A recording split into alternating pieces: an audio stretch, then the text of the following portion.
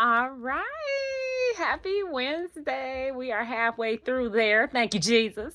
Yes, for real. All glory to God for another day that we were able to see and just be ready for and whatever comes our way and all these good things. You all can see like this week I'm a little bit like like I'm a little bit off this week. Um Kind of been tired, but I am here, and so things are gonna keep on flowing. And let me explain that. I'm tired, like not physically, but it will affect you like as a whole, if that makes sense. Um, I'm not tired physically. I'm more like just tired of stuff, like yeah, and so it kind of wears on you just as a whole in different areas. And so yeah, I kind of been taking it easy through there for these past few days, because you all know I'm doing a lot of different things. And yeah, that part. So right, I always kind of try and keep you all like included and involved in like what's going on with me and everything, because we're living in this life and we are all human. And so no one is out here being invincible, no one is out here and is God, so like, or Jesus. And so I do try and be very like authentic and transparent with you all, just to let you know like you're human too, and we all go through the same stuff. And so although I balance different things and all of that, it's not that I just can't manage it. It's more of a like, we have this cup, right? And we have to make sure our cup is full too, right? So for me, over the years, I have always been helping other people, like all the time. Like that's just what I do. And it's natural. You know how it is. First of all, I'm a woman. As much as we don't want to go into gender roles and stuff like that, it's still what it is. Like we're the only ones who can have children and stuff, and we have that nurturing type of aspect to us and all of that. So it's just natural that I do those types of things. And the field I went into was in that area, and I just did it informally all the time. So it's just like that's just a part of who I am and my personality. But at the same time, I am at a place in my life where I'm really trying to work on me and what I want and what I need and stuff like that. And it's challenging when you have that, basically when you human and we live in this life and we have different stages that we go through and we have all these different roles that we play, and stuff like that. So, right. So, I'm in the midst of like doing that on top of other things that, come against me and all types of things that be going on. And so I want to put it out there. I always try and let you all in because I know someone else goes through these things too, and you're not the only one. And just because we go through these things, that's why I try and constantly put it out there to stay encouraged, to stay in your Bible, to always talk to God and be praying and stay close to Him, because He gets us through, right? It's not a woe is me or a victim and all these types of things. It's more of a knowing where your source comes from. Like, right, did I say that correctly? Knowing what your source is for everything that's going on in your life. And so kind of with that being said, for the day, I really wanted to hone in on a message that hopefully is beneficial for you and encouraging and helpful. But I was in Ecclesiastes the other day, and I was trying to like start the week off light, and then I'm like, okay, Lord, like I just keep opening up to different stuff, and I'm like, okay, this is where we are, right? So since it's gonna be talking about this stuff anyway, I'm like, all right, I'll just go into the thought that I have and what I've been reading about. But basically, I'm at the end of Ecclesiastes, and for non-Bible readers, it, everybody's welcome. Even if you don't read the Bible, I encourage you to pick one up. Think of it as a regular reference text. I studied it while I was an English major in college, undergrad. So just think of it like a regular reference Bible or a reference book. I'm sorry. And yeah, go into Ecclesiastes and just read through it. It's a very interesting read because it is one of the individuals that had like the most like wisdom and knowledge. He asked for it and God gave it to him. And he does this whole book where he pretty much talks about having all the wealth that you could ever have, physical wealth, right? And now spiritual, because he asked for wisdom, and knowledge and all these things, and God gave it to him. And so this man is very wealthy. And he says he was so wealthy that he's like, I just tried everything out to see, like how life would be, right? Like, I got all this money, I have all these resources, I know all these people, da da da da da da. And so he was building parks, he was just, doing stuff, and he was acting, foolish just to be foolish. Like, he's doing all types of stuff because he just wanted to see like what would happen. And so he writes this book, Ecclesiastes, about like what he learned. And the very interesting part for me, because in the past I used to think this book was very depressing and just like you live in life and you read it and you like, this is depressing. But I read this book as I got older, and I could have a true appreciation for it at this point in my life. Like, I really do. I have a real appreciation for it. As negative as it sounds, it's very true. Like, right, you got to think that part, right? We read it and we're thinking it's depressing, but at the same time it's like, this is a person who had the most wisdom, right? Best thing that you could have from God, in my opinion. But yeah, he gives him all this wisdom, and he's like, you know what? After doing all these things and testing everything out, what I can tell you is everything is meaningless. Like everything is meaningless. So the best thing that you can do is eat, drink, be merry, fear God, and follow the commandments. Like that is how he pretty much summed everything up. And when you read the end, that's the part that I've been opening up to. When you read the end of Ecclesiastes, what is it? 12. He says, all right, this is the end of the matter. Fear the Lord and follow his commandments. Right? Like, right? And he says some other things that are very beneficial. So if you can receive it, receive that. Like, real talk. If you can receive it, because like I said, when I was in my 20s and I was younger and I was reading the Bible and I was reading Ecclesiastes, it was like, this book is depressing. Skip, like going to the next one.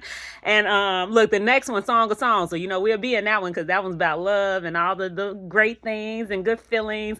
But it's like, no, Ecclesiastes, I was skipping right over that. And so, yeah, now that I'm older and I have a little more experience and God is blessing me, more to have more wisdom and insight and stuff like that.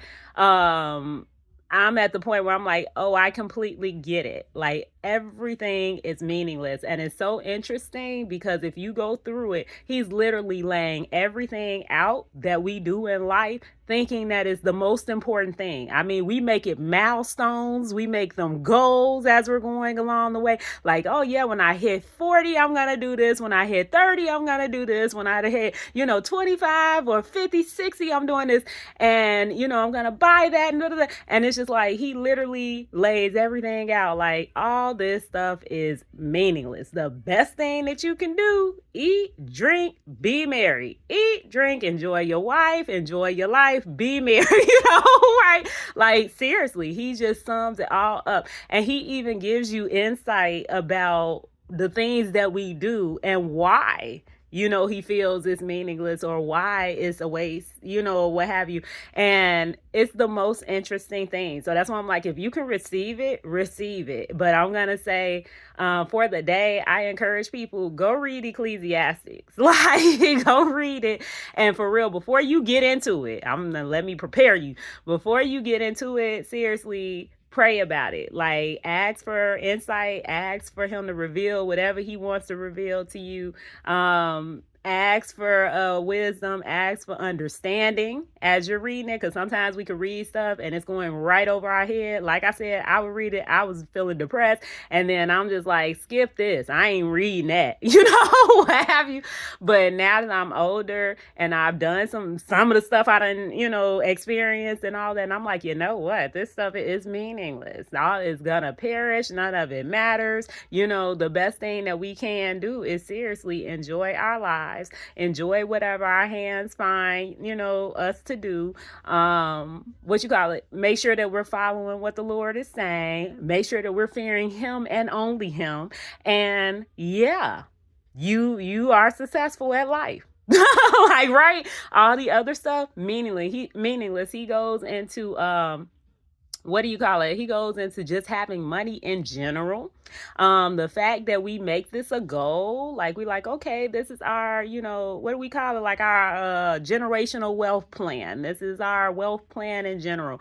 And he goes into it like, you're making all this money or building these things just so you can hand the money over to somebody that you don't even know if they're gonna handle it properly. You get what I'm saying?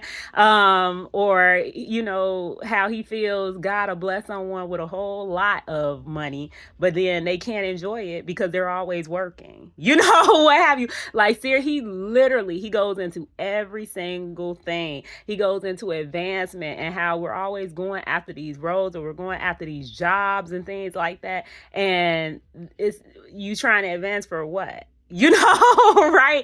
It's so interesting. Same thing with him talking about, he took his money or, his resources and he was building things. He's like, I built parks, I built different areas for you to go and stuff like that. I'll act foolish just to act foolish. So, all the different things in life that we do. And he's like, at the end, it was just meaningless. Like, none came from it.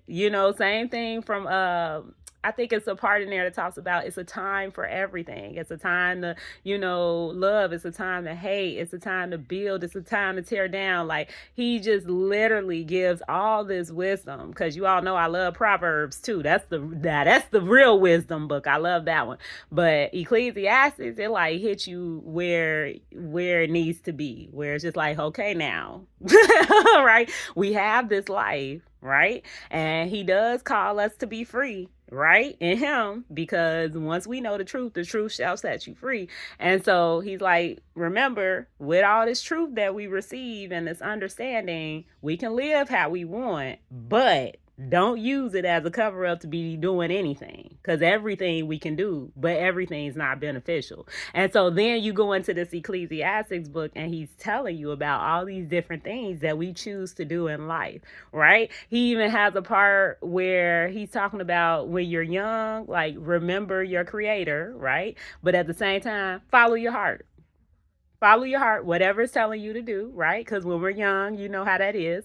And he's like, but understand, we're going to be called to judgment for whatever choices we making, right? So it's kind of like he's laying out all these different forms of insight, and it literally makes sense, right? Like, as we're living in this world, we're making all these decisions and we're creating all these goals and we're trying to do all the things, but this is where I challenge, right? Because this is what the world is telling us is important. I was that person who was like, yeah, I want the American dream. Like, I want, the white picket fence, and, I want the house, and I want, this type of family, and the dog, and the. And it's just like, but where did that come from?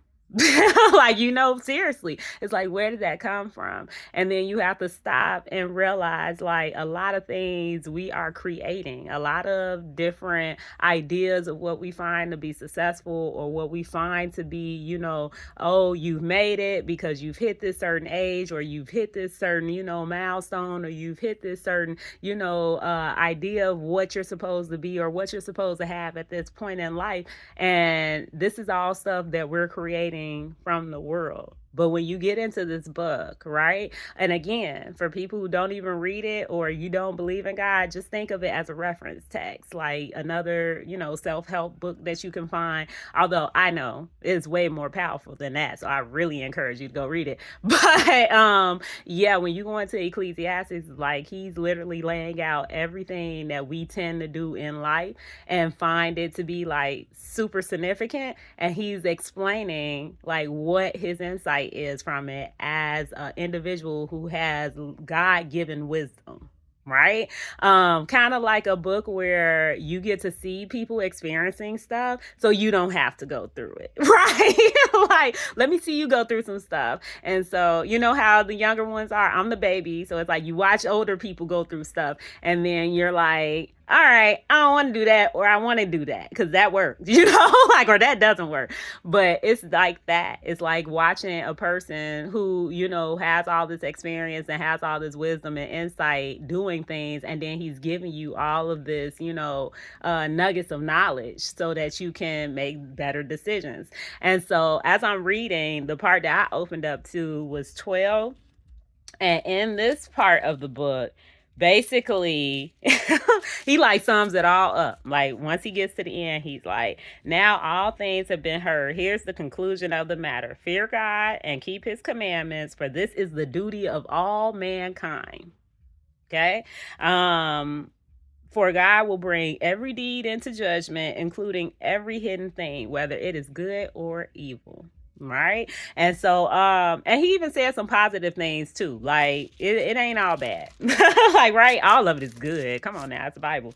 But he goes into other parts like investing in ventures and stuff like that. Like I said earlier, following your heart. And even standing your ground on things, like don't stand for bad causes and stuff like that. So he's really giving you all this insight because he's tried all these different things. And it's a different perspective, especially when you're thinking about it from like Jesus' point of view. Like Jesus comes on, the scene in the Bible, and he's kind of for real being what we're supposed to emulate as, our walk of life. But I mean, this is a different type of, outlook on things. This is kind of like for real living and not really on a mission. Right? Like you're not really on a mission like Jesus was, but this is more of a like, what are you for real doing with your life? Like all of us, right? Like what are we for real doing with our life, especially if you have all of this freedom, right? And I talk about that a lot, on the website and just in general. We have all this freedom in Christ, regardless of what situations or circumstances that we find ourselves in. But at the same time, what are we doing with that? Right? And especially when we have all of these social norms and different, things that being pressured, right? It's kind of being pushed on us in society to be a certain way, think a certain way, do certain things. And so for me, it always blesses me to kind of reflect right on like what's most important, and is this really significant, to God? Like and so yeah, I encourage you to kind of stop by Ecclesiastes for the day. Again, I'm trying to keep it light.